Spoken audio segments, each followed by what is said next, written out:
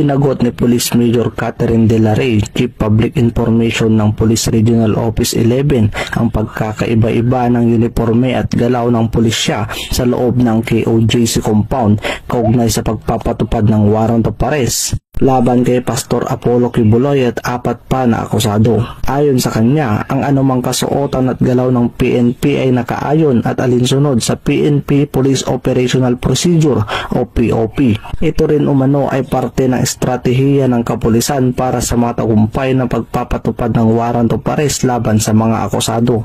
Samantala, tinitiyak naman ni Police Major De La Rey na ang anumang aksyon ng PNP ay nakabatay sa panuntunan ng batas at may layuning maprotektahan ang publiko.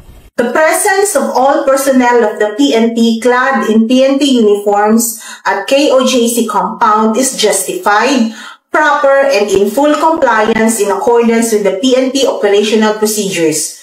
Whatever the movements, demeanors, and appearance are all part of strategic actions and plans to successfully implement the arrest warrants, as well as the boxes that can be observed going in and out of the KOJC compound.